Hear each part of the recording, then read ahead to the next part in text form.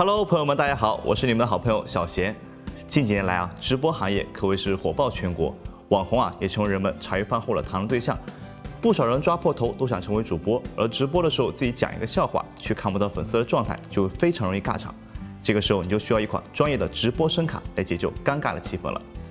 那么今天小贤要测评的这款声卡是波霸2代旗舰版。入手之前呢，小贤就对这款声卡很感兴趣，主要先较于上一代波霸2代电音版这款旗舰版增加了几种功能，还是很具有卖点的。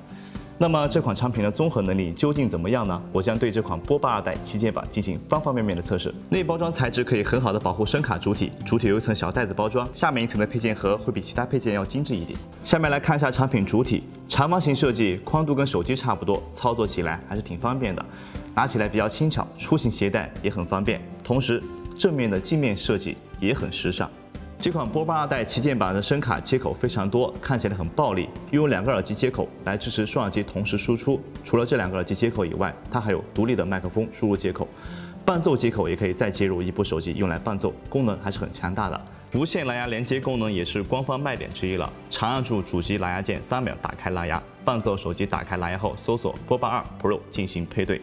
打开自然 APP 音频扫描波霸2 Pro 进行连接。而相较于上一代，本款产品最大的革新就是把使用面板扩展到电子应用程序上。下面让我们来看一下产品的控制面板。我们先来看一下手机端，界面主要功能有调音台、均衡、混响、变声、电音等。调音台这里可以调节话筒、监听、伴奏、直播相关音量，比较直白。降噪处理可调节范围也比较大，一切都可以根据个人需求。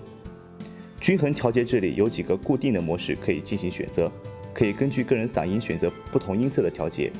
APP 这里和之前产品不同点在于添加了音效编辑功能，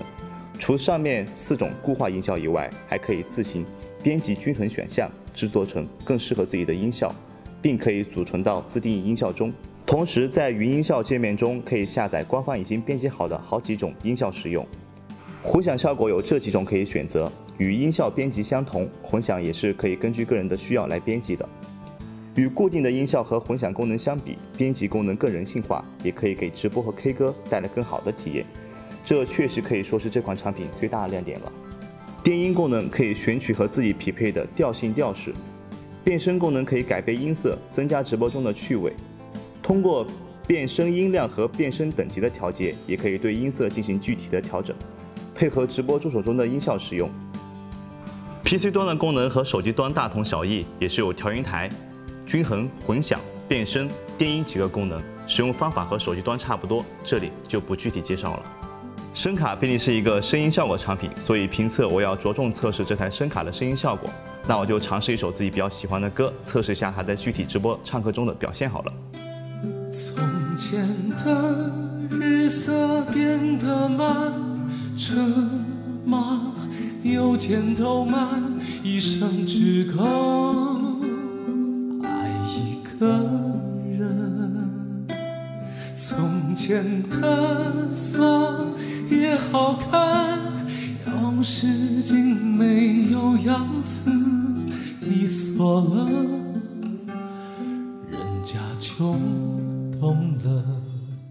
总体而言，这款波霸2旗舰版还是比较强大的，最大的亮点就是增加了应用功能，可以自行编辑音效和混响跟下载云音效，蓝牙问题也有效地解决了接线过多的问题。